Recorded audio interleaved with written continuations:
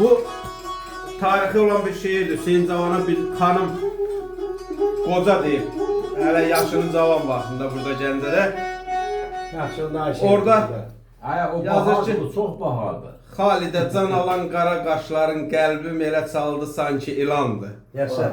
Dilindən eşitdim qoca kəlməsini, alışdı ürəyim, ciyarım yandı. Səbə, Kəlbəzər zamanımız. Sən cavansan, qadağa ver dilinə. Bəh, bəh. Bu sözlər yaraşmır sən tək gəlinə. Düşəsən dil bilən qoca əlinə, görəsən qocalarını ver bandı. Sağ ol. 14-cü ildən ürəyim sağdır. Qocalıq hər kəsin qəlbində dağdır. Mən cavan Hüseynəm, sənətim səhətim sağdır. Səhətim də sənətim də cavandır. Ya sen onda bir hicrat keremi söylüyor. Sen zamandan okuyalım. Yaxşı olar.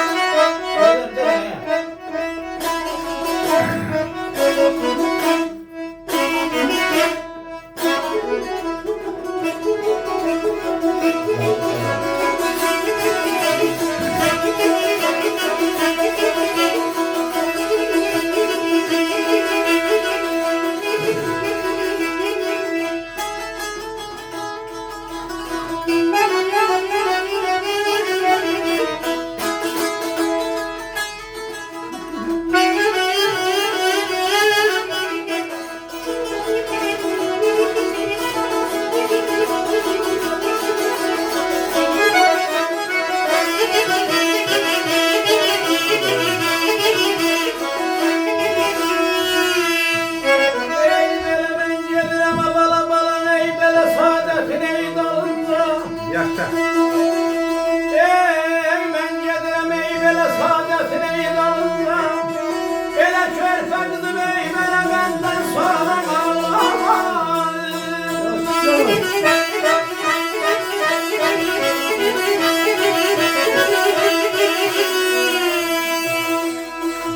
ele nefesim ey böyle gelince ey ta yolunda. Ey nefesim kesince ey böyle ta yolunda.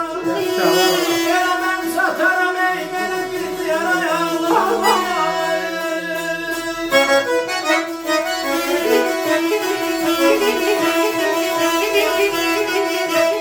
Ele gellem gedirem ey yine gellem. Ele bir daha zamanlayacağım sana.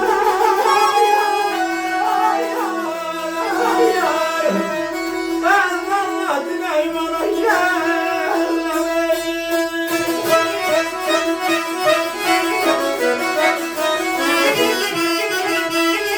Allah hicran keremi. Söz Allah rahmet eylesin. Senin zamanındır. O bir şiiri var, onu dünen okudum. Şöhretçil'de, istemedim onu diyeyim. Şimdi büyündür cevabı diyeceğim, bu okudum okuyacağım. O vakti Söyün Cavan, Şahın devrinde bir neçə şiirləri Şahın əleyhinə qəzetdə dərc olur, çıxır. Bu ələ keçir, deyirlər, bu şiiri kim yazıb, deyirlər, Şah sağ olsun. Təbriz mahalında, Fıran məhəllədə, yerinlə, ha. Aşıq Söyün Cavan yazır. Suğul ölmür heç vaxt. Deyirəm də xalqı cəmaatın citməyi olmaz. Saat 1-2 iradələri keçəndən sonra onu tutun gətirməyə üzrə. Amma bunun da yaxşı dostları olur, ha. Rəhmətli Söyün Cavan, ne oldu, ha. Aşkın olar, Allah rəhmət eləsin. El altından tez ayağa düşürlər, gəlir bunu tapır, deyirlər ki, sən gərək bu gecə Təbriz mahallı tərk eləməlisən. Ona görə ki, Şahın əlinə bir neçə şeirlər çıxıb, sənin nə tərli olursun aparacaqlar, gərək sərhədi keçəsən, nə yollar olsun buradan çıxmalısan. Amma bir balaca körpə qız uşağı olur. Orada da həyat yoldaşı vardı, onun burada da uşaqları var. Demək, uşağın beyni elə bir, bax, ağ vərəqdir, bax belə. Nə desən ora həkk olur, görürlər, belə söhbət edirlər. Yoldaşını çağırır, deyir ki, bana yola biraz çörəkdən, nə bilim, qoy, mən gərək sərhəddi keçər. Deyir, nədir? Mən sizə vəziyyəti danışdığım kimi danışır. Gözləyir, saat 11 olur, 12 olur, gözləyir ki, körpə gözünü uşaq yası sonra çıxsın. Gör elə uşaq gözünü tikin bunun gözlərinə. Da görür ki uşaq yavaş-yavaş mürgülədi yuxuya keçəndə ama uşağın beyni oradadır ha.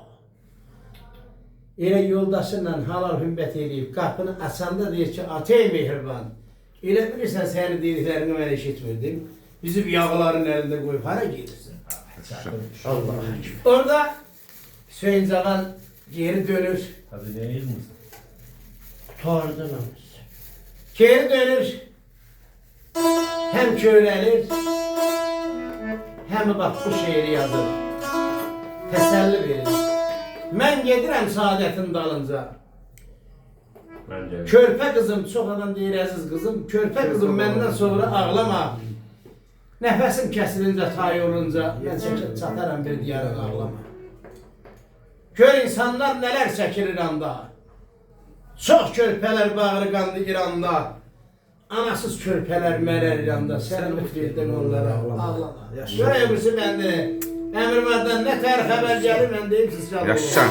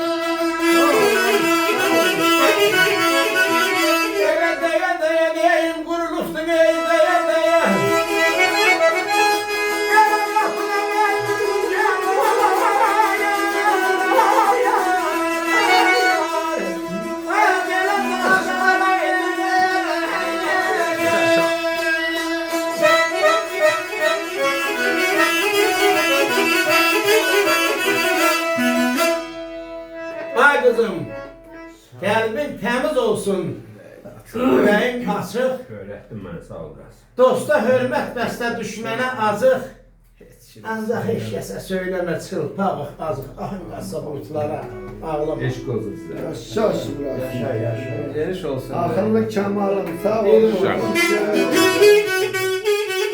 Ahırın içine kalı geçsin.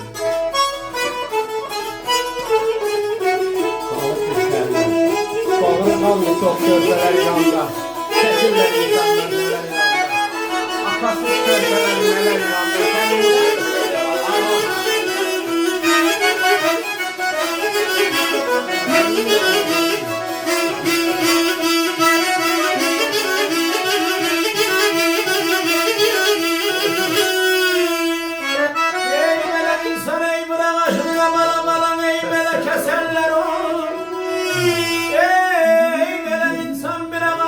kendine keserler onu, ele baş verir, ele